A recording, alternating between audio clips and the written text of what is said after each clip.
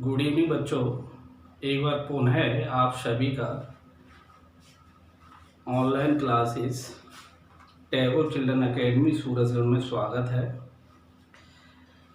आज पुनः अपन उसी चैप्टर को कंटिन्यू करते हुए आगे ले जाएंगे।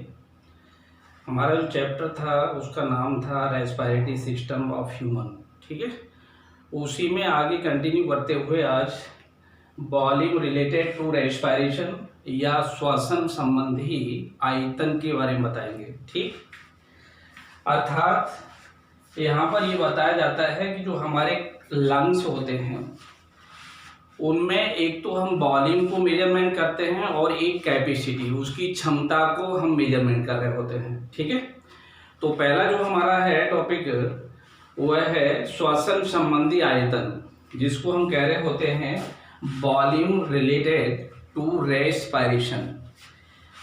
आयतन हमारे लंग्स में अगर देखें तो 4 प्रकार के होते हैं, 4 टाइप्स, जिसमें पहला जो आयतन होता है उसको हम कह रहे होते हैं टाइडल वॉल्यूम या उसे हम कह रहे होते हैं हिंदी में ज्वारीय आयतन। कौन सा आयतन? ज्वारीय आयतन या टाइडल वॉल्यूम। टाइडल वॉल्यूम या ज्वारीय आयतन का मतलब क्या होगा, ये बहुत आसानी से हम समझ सकते हैं। सामान्य श्वसन के समय, जैसे हम लोग सामान्य श्वसन का मतलब क्या होता है, ऑक्सीजन को भले ही अंदर लेना और CO2 को भले ही बाहर निकालना, लेकिन एक सामान्य रिदम में, वहाँ पर हम किसी तरह का फोर्स क्रिएट नहीं कर रहे हैं। सामान्य रूप से जब हम श्वसन कर रहे होते हैं तो सामान्य श्वसन के समय जब एक निश्वसन में जो भरी जा सकने वाली वायु का आयतन है उसे तो हम क्या कह रहे होते हैं, ज्वारीय आयतन। अथवा हम ये भी कह सकते हैं कि एक उच्च वसन में फेफड़ों से निकाली गई वायु का जो आयतन होता है वो क्या कहला रहा होता है, ज्वारीय आयतन। अर्थात हम जो ऑक्सीजन को अंदर लेते हैं, ठीक है ना, निश्वासित करते हैं, तो एक निश्वासन में हम जो फेफड़ों में वायु भरते हैं उसका जो आयतन होगा वो क्या कहलाएगा, ज्वारीय आयतन। या फिर हम ये कह सकते हैं कि जो हम CO2 बाहर निकाल रहे होते हैं, जिसको हम उच्छ्वसन या एक्सपायरेशन कह रहे होते हैं, उसमें यदि एक उच्छ्वसन में जो हमारे फेफड़ों से वायु बाहर जाती है उसका जो आयतन होता है वो क्या कहला रहा होता है, ज्वारीय आयतन। अर्थात चाहे तो निश्वसन के दौरान फेफड़ों में हवा भरी जाए वो, या फिर उच्छ्वसन के दौरान फेफड़ों से जो हवा बाहर निकाली जाए, उस वायु का जो आयतन है उसको हम टाइडल वॉल्यूम कह रहे होते हैं, ज्वारीय आयतन कह रहे होते हैं। ठीक है, क्या बताया था मैंने, सामान्य श्वसन के समय एक निश्वसन में फेफड़ों में भरी गई वायु के आयतन को अथवा एक उच्छ्वसन में फेफड़ों से निकाली गई वायु के आयतन को ज्वारीय आयतन कह देते हैं। एक निश्वसन ज्वारीय आयतन हो जाता है, दूसरा उच्छ्वसन ज्वारीय आयतन हो जाता है। और ज्वारीय आयतन जो हमारे फेफड़ों का होता है वो 500 ml होता है। अर्थात कितना होता है TB, टाइडल वॉल्यूम 500 ml होता है। ठीक है, इसके साथ साथ हम ये भी कह सकते हैं कि एक जो हेल्दी पर्सन होता है, एक जो स्वस्थ व्यक्ति होता है, उस स्वस्थ व्यक्ति में लगभग 6000 से 8000 ml वायु प्रति मिनट या तो निश्वासित कर दी जाती है या उच्छ्वसित कर दी जाती है। कितनी? 6000 से 8000 ml जो वायु है, उस वायु को पर मिनट एक स्वस्थ व्यक्ति क्या कर सकता है, इंस्पायर अर्थात उसको निश्वासित कर सकता है, या एक्सपायर अर्थात उसको क्या कर सकता है, बाह्य श्वसित कर सकता है। ठीक है, ये हमारे फेफड़ों की क्या होती है, वॉल्यूम। कौन सी वॉल्यूम होती है, टाइडल वॉल्यूम। मैक्सिमम हमारे फेफड़ों में जो वायु का आयतन है वो 6000 से कितना हो सकता है, 8000 ml तक हो सकता है। कितना हो सकता है, 6000 से 8000 ml तक हो सकता है। लेकिन ये जरूरी नहीं है कि ये वॉल्यूम सभी का हो। कुछ लोग ऐसे होते हैं जिनमें ये 6000 से कम भी हो सकता है, लेकिन मैंने ये बोला कि 6000 और 8000 के बीच में रहेगा। 8000 से ज्यादा कोई भी व्यक्ति में ये हमें नजर नहीं आता है। ठीक है ना। इसके बाद देखिए दूसरा जो आयतन होता है उसको हम कह रहे होते हैं IRB, इंस्पायरेटरी रिजर्व वॉल्यूम। इसको कहा जाता है निश्वसन आरक्षित आयतन। क्या कह रहे होते हैं? निश्वसन आरक्षित आयतन। इसमें क्या होता है, जो वायु आयतन होता है, वायु आयतन की वह अतिरिक्त मात्रा जो एक व्यक्ति द्वारा बलपूर्वक निश्वासित की जा सकती है। अर्थात कोई भी व्यक्ति वायु आयतन की वह अतिरिक्त मात्रा या वायु आयतन की अतिरिक्त मात्रा को क्या कर सकता है, बलपूर्वक फेफड़ों में खींचता है, बलपूर्वक उसको फेफड़ों में भरता है। ठीक है, इसको हम कह रहे होते हैं IRB, अर्थात वायु आयतन की वह अतिरिक्त मात्रा जो एक व्यक्ति द्वारा बलपूर्वक निश्वासित की जाती है, इसे हम क्या कह रहे होते हैं, इंस्पायरेटरी रिजर्व वॉल्यूम। यह लगभग 2500 ml से कितना होता है, 3000 ml तक होता है। अर्थात एक बार में हम मैक्सिमम जो एयर इंस्पायर या अंदर ग्रहण कर रहे होते हैं, इनहेल कर रहे होते हैं, इनटेक कर रहे होते हैं फोर्सफुली, बलपूर्वक, तो उसकी जो क्या नाम है वॉल्यूम है वो मैक्सिमम कितनी हो सकती है, 2500 ml से 3000 ml तक। ठीक है ना। इसके बाद आता है ERB, एक्सपायरेटरी रिजर्व वॉल्यूम। इसे हम कह रहे होते हैं उच्च वसन आरक्षित आयतन। इसमें कहा जाता है वायु आयतन की वह अतिरिक्त मात्रा जो एक व्यक्ति बलपूर्वक उच्छ्वसित करता है। अर्थात जो हम CO2 बाहर निकाल रहे होते हैं, वह CO2 हम बलपूर्वक जब बाहर निकाल रहे होते हैं तो इसी को हम क्या कह रहे होते हैं, ERB। और यह कितना हो सकता है, 1000 ml से लेकर 1100 ml तक हो सकता है। ठीक है। और चौथा जो वॉल्यूम होता है उसको कह रहे होते हैं रिजर्व वॉल्यूम, वो रेजिडुअल वॉल्यूम। रेजिडुअल वॉल्यूम का मतलब होता है अवशिष्ट आयतन। इसमें यह होता है कि वायु का वह आयतन जो बलपूर्वक उच्च वसन के पश्चात भी फेफड़ों में शेष रह जाता है। अर्थात हम बहुत ताकत से उच्च वसन कर रहे हैं, बहुत ताकत से क्या कर रहे हैं, CO2 को बाहर निकाल रहे हैं, लेकिन फिर भी फेफड़ों में क्या होती है, एयर शेष रह जाती है। रिमेनिंग वायु का जो वॉल्यूम होता है उसको हम क्या कहते हैं, रेजिडुअल वॉल्यूम कह रहे होते हैं या अवशिष्ट आयतन कहते हैं। और ये कितना होता है, 1100 ml से 1200 ml होता है। अर्थात हम ये कह सकते हैं कि हम चाहे कितनी ही फोर्सफुली फेफड़ों को पूरी तरह से खाली करना चाहें तो हमारे फेफड़े पूरी तरह से कभी भी खाली नहीं होते हैं। अर्थात बहुत ही फोर्सफुल के बावजूद भी हमारे फेफड़ों में हवा भरी रह जाती है और वो शेष या जो रिमेनिंग एयर है उस वॉल्यूम को हम क्या नाम दे रहे होते हैं, रेजिडुअल वॉल्यूम कह रहे होते हैं, या उसी को हम अवशिष्ट आयतन कह देते हैं। ठीक है। ये कितना बताया मैंने, 1100 ml से लेकर के 1200 ml। ठीक है ना। अब देखिए इसको हम चाहें तो कैसे समझ सकते हैं। यहां पर देखिए लिखा हुआ है ये वॉल्यूम रिलेटेड टू रेस्पिरेशन, श्वसन संबंधी आयतन। मैंने यहाँ पर लिखा हुआ है कितने प्रकार का आयतन होते हैं, 4 प्रकार के होते हैं।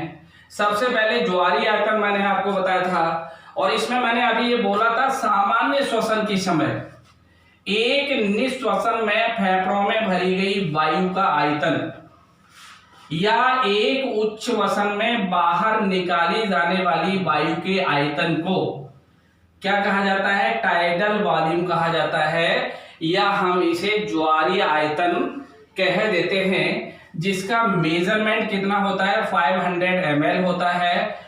ठीक है ना।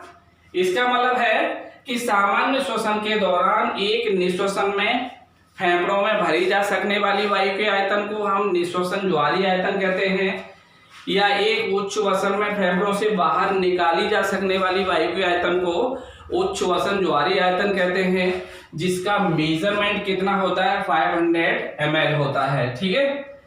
इसके बाद मैंने ये बताया था कि एक जो हेल्दी पर्सन होता है, स्वस्थ व्यक्ति होता है, वो 6000 से 8000 6000 टू 8000 ml वायु प्रति मिनट निश्वसन एवं उच्छ्वसन कर सकता है।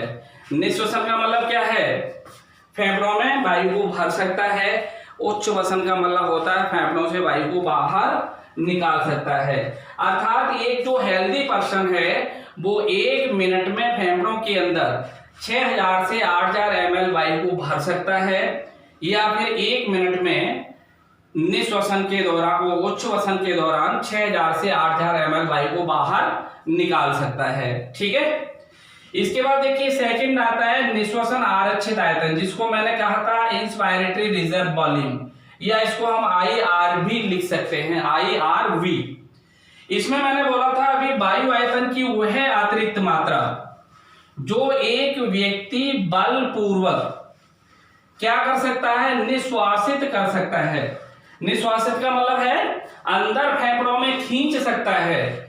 इसी को हम इंस्पायरेटरी रिजर्व वॉल्यूम कह देते हैं। यह औसतन या एवरेज 2500 ml से कितना हो सकता है? 3000 ml या 3000 ml हो सकता है। इसी को हम IRV या इंस्पायरेटरी रिजर्व वॉल्यूम कह देते हैं। ठीक है। नेक्स्ट आता है उच्छ्वसन आरक्षित आयतन। ये बिल्कुल इसका उल्टा हो जाएगा। एक्सपायरेटरी रिजर्व वॉल्यूम में हम क्या कहेंगे?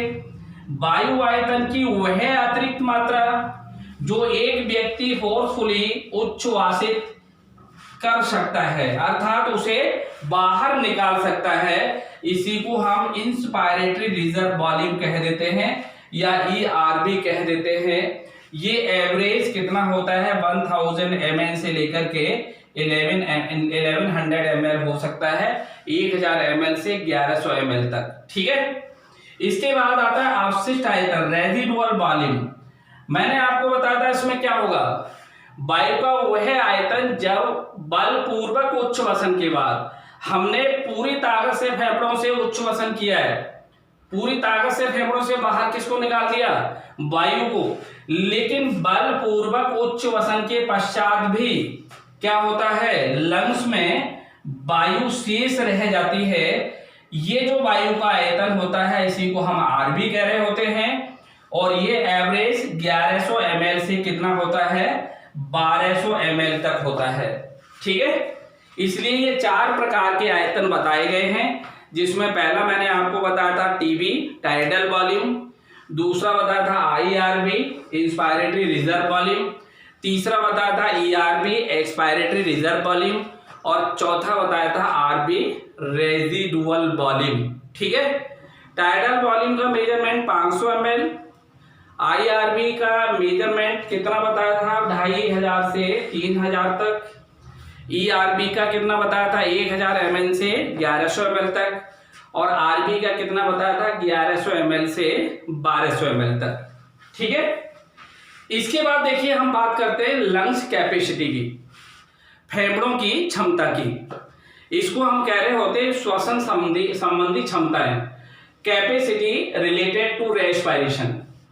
और ये जो श्वसन संबंधी क्षमताएं होती हैं हमारे फेफड़ों की, ये 5 प्रकार की होती हैं। कितने प्रकार की होती हैं? 5 प्रकार की, जिसमें सबसे पहले आता है IC को हम कह रहे होते हैं इंस्पायरेटरी कैपेसिटी। इसका मतलब ये होता है वायु की वह अधिकतम मात्रा, क्या बताएंगे यहां पर? वायु की वह अधिकतम मात्रा जो एक निश्वसन में फेफड़ों में भरी जा सकती है या एक निश्वसन में फेफड़ों में ग्रहण की जा सकती है, इसे हम क्या कह रहे होते हैं? IC कह रहे होते हैं, इंस्पायरेटरी कैपेसिटी कह रहे होते हैं। और इसमें देखिए 2 या 2 से अधिक आयतन सम्मिलित होते हैं, अर्थात इसमें 2 आयतन सम्मिलित होते हैं। 2 आयतन कौन से होते हैं? एक इसमें टाइडल वॉल्यूम होता है और एक IRV होता है। टाइडल वॉल्यूम मैंने कितना बताया था? 500। IRV कितना बताया है? 2500 से 3000। तो आप बताइए TB 500 ml और IRV 3000, तो IC कितना होगा बताना? 3500 ml हो जाएगा। अर्थात आईसी में मैंने क्या बोला अभी बताओ, मैंने ये कहा कि वायु की वह अधिकतम मात्रा जो एक निश्वसन में फेफड़ों में ग्रहण की जा सकती है, इसी को हम आईसी कह रहे होते हैं। और इसमें दो वॉल्यूम सम्मिलित होते हैं, जिसमें एक टीबी और दूसरा क्या होता है आईआरबी। लगभग इसका जो मेजरमेंट होता है वो कितना होता है 3500 ml। अगर आपसे कोई कहता है क्षमता क्या है, क्षमता का मतलब होता है जब दो या दो से अधिक आयतन आपस में मिलते हैं तो वो फेफड़े की कैपेसिटी या लंग्स की क्षमता को रिप्रेजेंट करते हैं, लंग्स की क्षमता को डिनोट कर रहे होते हैं, ठीक है। दूसरा होता है ईसी। ईसी इसका बिल्कुल विपरीत हो रहा है। EC means expiratory capacity. EC में क्या होगा, ईसी में होगा वायु की वह अधिकतम मात्रा जो एक उच्च वसन के दौरान फेफड़ों से बाहर निकाली जा सकती है। इसमें भी दो वॉल्यूम सम्मिलित होते हैं, एक इसमें क्या होगा टीबी और एक क्या होता है ईआरबी। टीबी कितना था 500 ml, ईआरबी कितना बताया मैंने 1000 से 1100 ml। तो आप 500 और 1100 जोड़ दोगे कितना हो जाएगा, ये 1600 ml हो जाएगा, ठीक है। इसके बाद आता है एफआरसी फंक्शनल रेजिडुअल वॉल्यूम। इसमें हम कह रहे होते हैं सामान्य उच्च वसन के दौरान, अर्थात हम सामान्य रूप से जब फेफड़ों से CO2 बाहर निकाल रहे हैं, बलपूर्वक नहीं निकाल रहे हैं, सामान्य रूप से निकाल रहे हैं। सामान्य रूप से जब हम उच्च वसन कर रहे होते हैं उसके पश्चात भी फेफड़ों में क्या रह जाती है, वायु की शेष मात्रा रह जाती है, इसको हम कहते हैं एफआरसी। और ये भी दो वॉल्यूम के बराबर होती है, एक इसमें टीबी होता है और दूसरा क्या होगा बताओ, दूसरा इसमें क्या होगा, दूसरा इसमें होता है जिसे हम कह रहे होते हैं आरबी। ईआरबी कितना बताया था मैंने 1100, आरबी कितना बताया था 1200। 1100 और 1200 जोड़ देंगे तो आप बताइए जो एफआरसी है वो कितना होगा 2300 ml हो जाएगा, ठीक है। इसके बाद आता है वाइटल कैपेसिटी, जैव क्षमता। जैव क्षमता का मतलब होता है फेफड़ों में अधिकतम भरी गई वायु एवं फेफड़ों से अधिकतम निकाली गई वायु की मात्रा। फेफड़ों में अधिकतम भरी गई वायु या फेफड़ों से अधिकतम निकाली गई वायु की मात्रा को हम वाइटल कैपेसिटी कह रहे होते हैं, या इसको जैव क्षमता कह रहे होते हैं। यह क्या होती है, बीसी बराबर बताओ IRB plus TB plus ERB. IRB कितना होता है 3000, टीबी कितना होता है 500, कितना हो गया 3500, और इसके बाद ईआरबी कितना होता है बताओ 1100।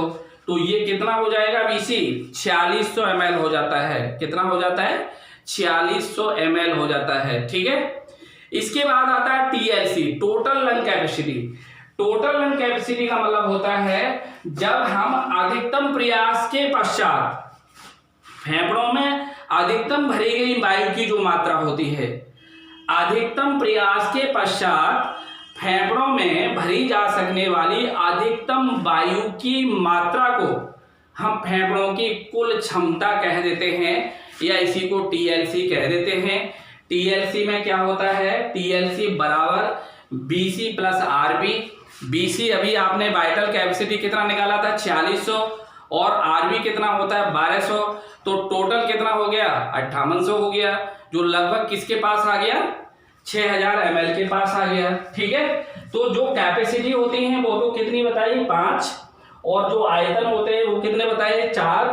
कैपेसिटी में 5 में कौन सा बताया था अभी मैंने, एक आईसी बताया था, एक ईसी बताया था, एक एफआरसी बताया था, एक बीसी बताया था और एक टीएलसी बताया था, ठीक है। अगर आप देखें तो इसको यहां पर देख सकते हो, श्वसन संबंधी क्षमताएं मैंने आपको बताई थी कितने प्रकार की होती है, 5 प्रकार की, जिसमें इंस्पायरेटरी कैपेसिटी है जिसको हम आईसी से भी डिनोट करते हैं। मैंने इसमें लिखा है वायु की वह अधिकतम मात्रा जो एक निश्वसन में फेफड़ों में ग्रहण की जाती है, इसी को आईसी कह देते हैं। इसमें ज्वारीय आयतन एवं आईआरबी, आईआरबी क्या है ये देखो लिखा हुआ है इंस्पायरेटरी रिजर्व वॉल्यूम, दोनों सम्मिलित होते हैं तो आप बताइए अगर हम इस आईसी को निकालें तो क्या हो जाएगा, ये टीबी प्लस आईआरबी हो जाएगा। टीबी 500 है, आईआरबी कितना है 3000, तो ये कितना हो जाएगा बताओ, 3500 ml हो जाएगा ना। कितना लिखा है मैंने, 3500 ml लिख रखा है, ठीक है। इसके बाद में उच्च वसन क्षमता एक्सपायरेटरी कैपेसिटी, जिसको ईसी कह रहे होते हैं, वायु की वह अधिकतम मात्रा जो एक उच्च वसन में बाहर निकाली जा सकती है, इसी को हम ईसी कहते हैं। इसमें भी दो आयतन सम्मिलित होंगे, एक टीबी टाइडल वॉल्यूम और एक ERB expiratory reserve volume. TB 500 होता है, ईआरबी कितना होता है 1100, तो ये कितना हो जाएगा लगभग 1600 के बराबर हो जाता है। कितने ml हो जाता है, 1600 ml हो जाता है, ठीक है ना। इसके पश्चात आता है एफआरसी, कार्यात्मक अवशिष्ट क्षमता। इसमें मैंने कहा था कि सामान्य उच्च वसन के दौरान इसमें हम बल नहीं लगा रहे हैं। आपने देखा था हम आरबी में क्या कर रहे थे, बल लगा रहे थे, देखो लिखा हुआ है बलपूर्वक। यहाँ पर बल नहीं लगा रहे, क्या कह रहे हैं, सामान्य उच्च वसन के पश्चात जब फेफड़ों में वायु की जो शेष मात्रा रह जाती है, इसी को हम क्या कह रहे होते हैं, एफआरसी। यह किसके बराबर होती है, ईआरबी प्लस आरबी के बराबर। ईआरबी कितना बताया था 1100 ml, आरबी कितना होता है 1200 ml, तो ये कितना हो जाएगा बताना, 2300 ml हो जाएगा। इसके पश्चात आता है वाइटल कैपेसिटी। इसमें लंग्स में अधिकतम भरी गई वायु या लंग्स से अधिकतम बाहर निकाली गई वायु होती है। यह लगभग कितनी होती है बताओ, बीसी बराबर R I RB plus TB plus ERB के बराबर, अर्थात इसमें 3 आयतन जुड़ जाते हैं। आईआरबी कितना बताया था 3000, टीबी कितना बताया 500, ईआरबी कितना है 1100, तो ये टोटल कितने ml हो जाएगा 4600 ml हो जाएगा, ठीक है।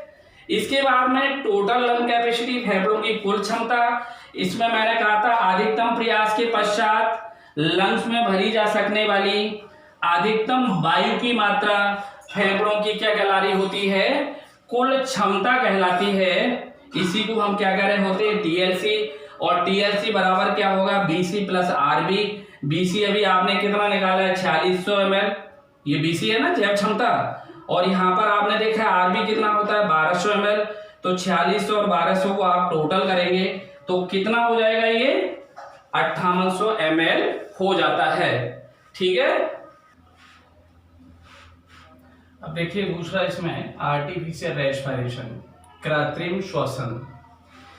आर्टिफिशियल रेस्पिरेशन का या कृत्रिम श्वसन का क्या मतलब होता है, इसका मतलब ये होता है कि जब किसी व्यक्ति में किसी दुर्घटना के कारण, जैसे कोई व्यक्ति डूब जाता है या कार्बन मोनोऑक्साइड जिसको हम गैसीय टॉक्सिसिटी कह देते हैं, या इलेक्ट्रिकल शॉक बिजली के झटके या करंट लग जाता है, या फिर हम कह सकते हैं किसी अन्य परिस्थिति के कारण उसमें श्वसन तो रुक जाता है लेकिन हार्ट का पल्सेशन होता रहता है, हृदय स्पंदन करता रहता है, तब हम ऐसे व्यक्ति को कृत्रिम श्वसन देकर उसके उसके जीवन को बचा सकते हैं। अर्थात कृत्रिम श्वसन के द्वारा उसे जीवन दान दिया जा सकता है, ठीक है ना। क्या बताया मैंने, किसी दुर्घटना के कारण अगर कोई जैसे व्यक्ति डूब जाता है या उसको इलेक्ट्रिकल शॉक लग जाता है, इलेक्ट्रिक करंट लग जाता है, या फिर कोई गैसीय टॉक्सिसिटी हो जाती है, या किसी अन्य परिस्थिति के कारण जब उसमें रेस्पिरेशन तो ब्लॉक हो जाता है, अर्थात श्वसन तो रुक जाता है, बंद हो जाता है, लेकिन जो हार्ट होता है उसमें पल्सेशन हो रहा है, हार्ट वहां पर क्या कर रहा है, स्पंदन कर रहा है, तब ऐसे व्यक्ति को यदि हम आर्टिफिशियल रेस्पिरेशन दें या कृत्रिम श्वसन दें तो उस व्यक्ति को वापस जीवित किया जा सकता है या उसे जीवन दान दिया जा सकता है। अब आर्टिफिशियल जो रेस्पिरेशन है, इससे क्या होता है, जो रेस्पिरेटरी सेंटर्स होते हैं वो एक्टिवेट हो जाते हैं, सक्रिय हो जाते हैं, और जब वो सक्रिय हो जाते हैं तो पुनः हम सामान्य श्वसन को करा सकते हैं या ऐसे लोगों में पुनः सामान्य श्वसन कराना संभव हो जाता है। अब देखिए आर्टिफिशियल जो रेस्पिरेशन है इसमें हम 4 पॉइंट को काम में लेते हैं। ऐसा व्यक्ति जो डूब करके आया या किसी दुर्घटना या किसी परिस्थिति के कारण जिसमें रेस्पिरेशन ब्लॉक हुआ है, उसको सबसे पहले हम क्या करें, सीधा लेटा लेते हैं और सीधा लेटाने के बाद उसके माथे पर एक हाथ रख लेते हैं और एक हाथ उसकी गर्दन के नीचे लगाते हैं। गर्दन के नीचे हाथ इसलिए लगाया जाता है कि जिससे हाथ से गर्दन को ऊपर की तरफ उठाया जा सके, और गर्दन को जब बिल्कुल स्ट्रेट कर दिया जाता है, खींच दिया जाता है ऊपर की तरफ, तो क्या होता है, जो जिब्बिया पीछे गले में लगी होती है वो जिब्बिया पीछे गले से हट जाती है, और हट जाती है तो एक तरह से मुख श्वसन क्षेत्र खुल जाता है, आसानी से पूरा का पूरा खुल जाता है और उसमें श्वसन वापस आने की संभावनाएं बन जाती हैं। फिर इसी व्यक्ति को क्या किया जाता है, जो माथे पर हाथ रखा हुआ था उससे तो उस रोगी की नाक को बंद कर लेते हैं, और फिर जो कृत्रिम श्वसन देने वाला व्यक्ति है वह क्या करता है, उसके मुख पर अपना मुख इस प्रकार से रखता है जिससे वहां पर वायु रोधन रहे, अर्थात कोई अवकाश ना रहे, और वह व्यक्ति फिर कम से कम 1 मिनट में 12 बार अपने मुख से उसको श्वसन देता है, जिसमें टाइडल वॉल्यूम से लगभग दोगुनी हवा जानी चाहिए। और तब फिर थोड़ी देर बाद जब नाक से हम हाथ हटा लेते हैं, मुख भी हटा लेते हैं, और फिर हम उच्छ्वसन की जांच करते हैं, तो उसमें धीरे धीरे उच्छ्वसन प्रारंभ हो जाता है और वह व्यक्ति इस कारण से बच जाता है। ठीक है, तो आज के दिन जो कृत्रिम श्वसन है उसमें सबसे ज्यादा हम जो काम में लेते हैं वो कौन सी विधि काम में लेते हैं, मुख से मुख श्वसन विधि काम में ले रहे होते हैं। कौन सी, मुख से मुख श्वसन विधि को काम में लेते हैं, और उसी को हम क्या कह रहे होते हैं, कृत्रिम श्वसन विधि कह देते हैं।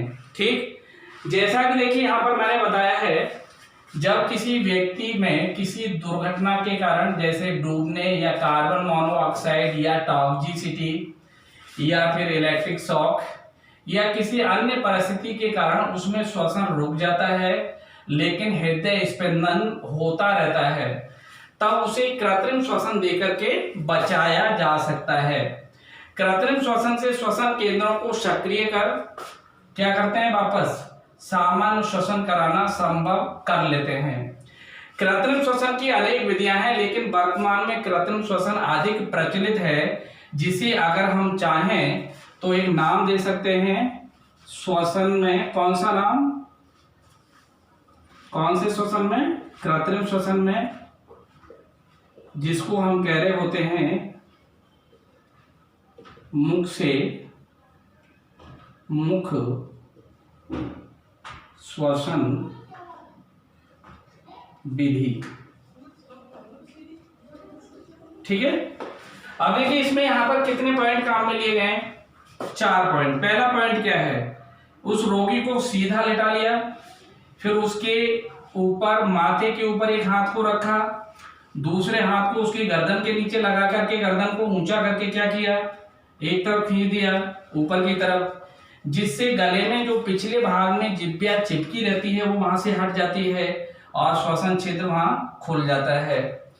दूसरा क्या है, फिर माथे वाले हाथ से रोगी की नाक को बंद कर लेते हैं, और फिर जो कृत्रिम श्वसन देने वाला व्यक्ति है वह रोगी के मुख पर अपना मुख इस प्रकार रखता है जिससे वहां किसी तरह का कोई अवकाश ना रहे, बिल्कुल एयर टाइट रहे, और गर्दन के नीचे वाले हाथ को यथास्थिति में ही बनाए रखते हैं जिससे गर्दन कैसी हो, सीधी या खींची रहे। और उसके बाद फिर क्या किया जाता है, रोगी के मुख में 1 मिनट में लगभग 12 बार टाइडल वॉल्यूम से दोगुनी हवा भरी जाती है। ठीक है, टाइडल वॉल्यूम मैंने क्या बताया था, बताओ, सामान्य श्वसन के दौरान एक निश्वसन में भरी जा सकने वाली वायु के आयतन को क्या कह रहे होते हैं, ज्वारी आयतन या टाइडल वॉल्यूम। ठीक, चौथा जो पॉइंट है उसमें क्या होता है, इसके पश्चात रोगी के नाक और मुख को खुला छोड़ते हुए क्या करते हैं, फिर उच्छ्वसन की जांच करते हैं, और उच्छ्वसन की जांच में अगर ये पाया जाता है कि उच्छ्वसन प्रारंभ हो जाता है तो ये माना जाता है कि व्यक्ति की श्वसन क्रिया वापस लौट के आई है। इसी को हम कृत्रिम श्वसन कह रहे होते हैं, जो मुख से मुख श्वसन विधि के रूप में दिया जाता है। और कृत्रिम श्वसन से हम किसी भी ऐसे व्यक्ति को जीवन दान दे सकते हैं। आजकल हमारे पास कृत्रिम श्वसन के कई आंतरिक उपकरण भी हैं जिनको मैकेनिकल एपरेटस भी नाम दिया जाता है। अपन लेते हैं रेस्पिरेटरी डिसऑर्डर्स, इनको कहा जाता है श्वसन संबंधी रोग। श्वसन संबंधी रोग मुख्य रूप से अस्थमा होता है, इसके बाद bronchitis, emphysema, pneumonia, lungs cancer और सिलिकोसिस तथा एस्बेस्टोसिस। ठीक है।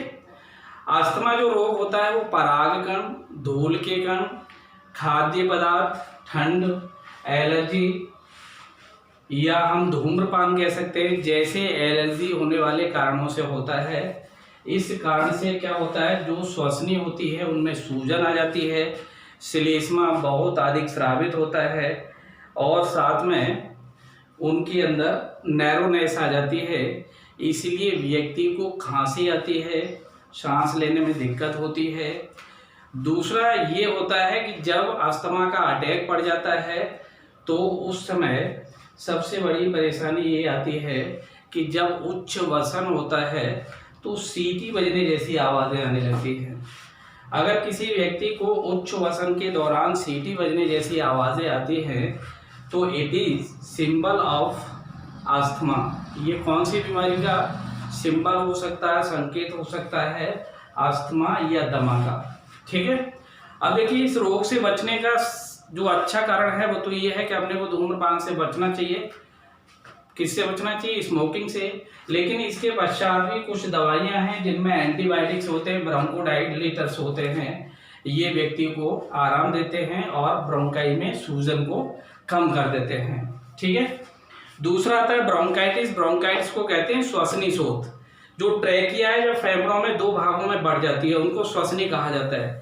ये रोग भी धूम्रपान के कारण होता है, इसलिए जो श्वसनी होती हैं उनमें सूजन आ जाता है, उनके अंदर श्लेष्मा अधिक मात्रा में स्रावित होता है, वो संकरी हो जाती हैं। जो श्लेष्मा है या कफ है वो कैसे रंग का हो जाता है? हरे पीले रंग का हो जाता है। रोगी को बहुत अधिक खांसी आती है और श्वास लेने में बहुत अधिक कठिनाई हो जाती है।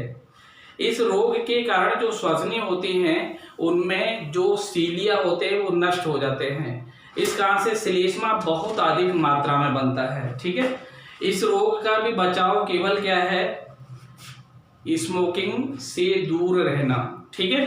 इसके बाद आता है बात स्फीति। इसको कहते हैं हम एम्फीसीमा। एम्फीसीमा रोग भी किसके कारण होता है? धूम्रपान के कारण। इसमें जो धुआं होता है, धुआं में जो रसायन होते हैं उसके कारण लंग्स में उत्तेजना बनी रहती है और इस कारण से जो लंग्स के अंदर पाई जाने वाली वायु कुपिका की भित्तियां होती हैं वो धीरे धीरे नष्ट हो जाती हैं, तो वायु स्पेस बढ़ जाते हैं, श्वसन सतह घट जाती है और संयोजी ऊतक बढ़ने के कारण जो लंग्स है उसमें प्रत्यास्थता या इलास्टिसिटी कम हो जाती है। इस कारण से उच्च वसन के समय बहुत अधिक कठिनाई आती है और फेफड़ों में उच्च वसन के करने के पश्चात भी अधिक मात्रा में हवा भरी रहती है, अर्थात फेफड़े स्फीति अवस्था में बने रहते हैं, फूली हुई अवस्था में बने रहते हैं। इसलिए इसको एम्फीसीमा कहा जाता है। इसमें भी ब्रोंकोडाइलेटर या एंटीबायोटिक जैसी मेडिसिन सक्सेस है, अर्थात उनसे सूजन और थोड़ी सी राहत मिल जाती है। इसके पश्चात आता है निमोनिया। निमोनिया एक बैक्टीरिया के कारण होता है जिसको स्ट्रेप्टोकोकस निमोनी कह रहे होते हैं या डिप्लोकोकस निमोनी कह रहे होते हैं। इसके कारण जो लंग्स हैं उन लंग्स में क्या होता है? इन्फेक्शन हो जाता है और उन लंग्स के अंदर मृत कोशिकाएं, श्वेताणु तथा तरल पदार्थ भर जाते हैं, इसलिए श्वास लेने में बहुत अधिक कठिनाई होती है। यह रोग अधिकतर बच्चों में और वृद्ध लोगों में होता है। इस रोग का भी जो ट्रीटमेंट है वो अधिकतर ब्रोंकोडाइलेटर और एंटीबायोटिक जैसी दवाइयां होती हैं। ठीक है। इसके बाद आता है लंग कैंसर। लंग कैंसर भी किसके कारण होता है? धूम्रपान के कारण। जो सिगरेट वगैरह का धुआं होता है उसमें बहुत सारे कैंसर जन होते हैं। वो कैंसर जन क्या करते हैं? श्वसनी में अनियंत्रित विभाजन शुरू कर देते हैं, इस कारण के कैंसर हो जाता है और धीरे धीरे कैंसर पूरे फेफड़े में फैल जाता है। ठीक है। इसमें भी अपन यही कह सकते हैं कि धूम्रपान से बचना ही एक उपाय हो सकता है, बाकी इसका भी कोई ट्रीटमेंट नहीं है। इसके पश्चात आता है सिलिकोसिस और एस्बेस्टोसिस।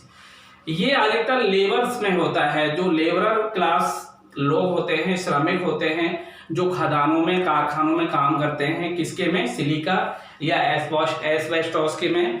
तो वहाँ क्या होता है, इनके जो छोटे छोटे पार्टिकल्स होते हैं वो श्वास के साथ लंग्स में चले जाते हैं, और लंग्स में जाने के बाद वो क्या करते हैं, लंग्स के ऊपर वाली सतह पर तंतुमय जाल बना देते हैं, फाइब्रोसिस। इस कारण से लंग्स में सूजन आ जाती है, और सूजन आने के कारण क्या होता है, धीरे धीरे जो श्वास है वो लेने में कठिनाई होना शुरू हो जाती है। इन रोगों का कोई भी इलाज नहीं है, ये असाध्य होते हैं।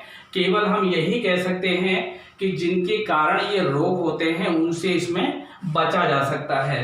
ठीक है, अब देखिए यहाँ पर पहला मैंने अस्थमा बताया था, मैंने कहा था पॉलन ग्रेन्स, धूल के पार्टिकल्स, खाद्य पदार्थ, धुआं, ठंड, धूम्रपान के कारण होने वाली जो एलर्जी है उससे ये होते हैं।